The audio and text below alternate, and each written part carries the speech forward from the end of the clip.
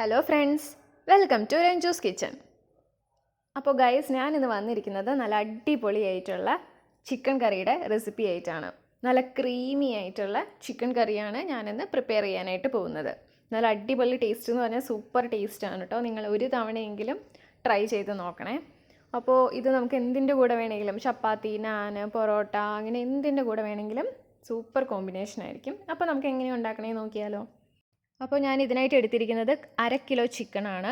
നല്ല കഴുകി വൃത്തിയാക്കി വെച്ചിരിക്കുന്ന ചിക്കനാണിത്. ചിക്കൻ പീസസിൻ്റെ സൈസ് നിങ്ങൾക്ക് ഡിസൈഡ് ചെയ്യാവുന്നതാണ്. ഞാനിവിടെ അധികം ചെറുതുമല്ല അധികം വലുതും അല്ലാത്ത ഒരു മീഡിയം സൈസിലുള്ള പീസസാണ് ആക്കിയിരിക്കുന്നത്. അപ്പോൾ നമുക്കിനി ഇതിലേക്ക് വേണ്ടത് 1 ടേബിൾ സ്പൂൺ മുളക് പൊടിയാണ്. അത് ഞാൻ ഇട്ട് കൊടുത്തിട്ടുണ്ട്. അതുപോലെ തന്നെ 1/2 ടേബിൾ സ്പൂൺ കുരുമുളക് പൊടി. അതിനുശേഷം നമുക്കിതിലേക്ക് 1/2 table spoon garam masala add ചെയ്ത് കൊടുക്കാം. ഇനി ഇതിലേക്ക് ആവശ്യമായത് പെരിഞ്ജീരകം പൊടിച്ചതാണ്. അത് ഞാൻ 1/2 ടേബിൾ സ്പൂൺ ആഡ് ചെയ്തിട്ടുണ്ട്. അതുപോലെ തന്നെ ഇനി ഇതിലേക്ക് ഞാൻ ആഡ് ചെയ്യാൻ പോകുന്നത് ഒറിഗാനോയാണ്. ഇത് ഞാൻ ഉണ്ടാക്കുന്നതിൻ്റെ വീഡിയോ ഓൾറെഡി അപ്ലോഡ് ചെയ്തിട്ടുണ്ട്. അപ്പോൾ നിങ്ങൾക്ക് ഞാൻ ഡിസ്ക്രിപ്ഷൻ ബോക്സിൽ ലിങ്ക് ഇട്ടേക്കാം, റെഫർ ചെയ്യാവുന്നതാണ്. അതും ഞാനൊരു 1/2 ടേബിൾ സ്പൂൺ ആഡ് ചെയ്തിട്ടുണ്ട്. ഇനി നമുക്കിതിലേക്ക് ആവശ്യമായ ഉപ്പ് ഇട്ട് കൊടുക്കാം. നിങ്ങളുടെ ഇഷ്ടമനുസരിച്ച് ഉപ്പ് ആഡ് ചെയ്യാവുന്നതാണ്. അതുപോലെ തന്നെ ജിഞ്ചർ ഗാർലിക് പേസ്റ്റ്, അത് ഞാൻ 1 ടേബിൾ സ്പൂണാണ് ആഡ് ചെയ്യുന്നത്. അത് നമുക്ക് ഇട്ട് കൊടുക്കാം. ഇനി നമുക്ക് ആവശ്യമായത് തൈരാണ്. അധികം പുളിയില്ലാത്ത തൈരാണ് ഞാനിവിടെ എടുത്തിരിക്കുന്നത്. നമുക്ക് 2 ടേബിൾ സ്പൂൺ തൈര് ഇതിലേക്ക് ആഡ് ചെയ്ത് കൊടുക്കാം.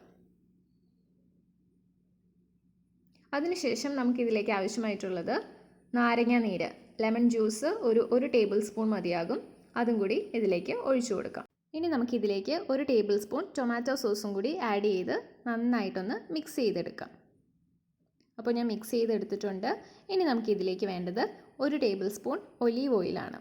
അതും കൂടി ഒന്ന് സ്പ്രെഡ് ചെയ്ത് കൊടുത്തിട്ട് നമുക്ക് നന്നായിട്ട് ഒന്നും കൂടി മിക്സ് ചെയ്ത് വെക്കാം. അപ്പോൾ ഒരു 15 മിനിറ്റ്സ് ഇതുപോലെ വെച്ചിട്ട് നമുക്കിനി ഫ്രൈ ചെയ്തെടുക്കാവുന്നതാണ്. അപ്പോൾ 15 മിനിറ്റ്സ് കഴിഞ്ഞിട്ടുണ്ട്. നമുക്കപ്പോൾ ഇനി ഒരു പാൻ എടുത്ത് അതിലേക്ക് കുറച്ച് ബട്ടർ ഇട്ട് കൊടുക്കാം. നമ്മളിവിടെ എണ്ണയ്ക്ക് പകരം ഓയിലിന് പകരം ബട്ടറാണ് യൂസ് ചെയ്യുന്നത്. ബട്ടർ ഒന്ന് മെൽറ്റായി കഴിയുമ്പോഴേക്കും നമുക്കിതിലേക്ക് നമ്മുടെ സെറ്റ് ആവാൻ വെച്ച ചിക്കൻ പീസസ് ആഡ് ചെയ്ത് കൊടുക്കാം. ചിക്കൻ പീസസ് എല്ലാം ഇട്ട് കൊടുത്തതിന് ശേഷം ഇതിൽ ഒട്ടും വെള്ളമൊന്നും ഒഴിക്കരുത് കേട്ടോ. ഇതിനകത്ത് ഒന്ന് ഫ്രൈ ചെയ്തെടുക്കുകയാണ് ചെയ്യുന്നത്. അപ്പോൾ ഇതിൽ നിന്ന് തന്നെ വെള്ളം ഇറങ്ങി വരികയാണ് ചെയ്യുന്നത്. അപ്പോൾ ഇടയ്ക്കൊന്ന് മറിച്ചിട്ട് കൊടുക്കുക.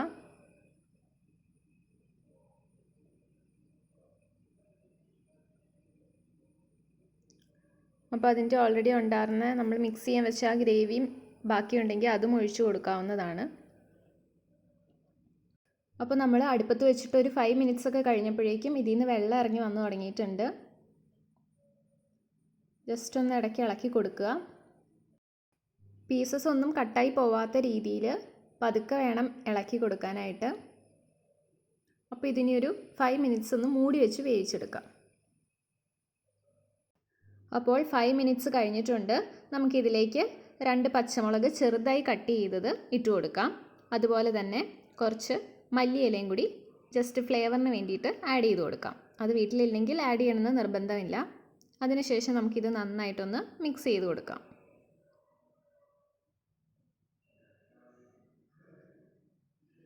അപ്പോൾ നമുക്ക് 10 മിനിറ്റ് ലോ ഫ്ലെയിമിൽ ഒന്നും കൂടി മൂടി വെച്ചൊന്ന് വേവിച്ചെടുക്കാം.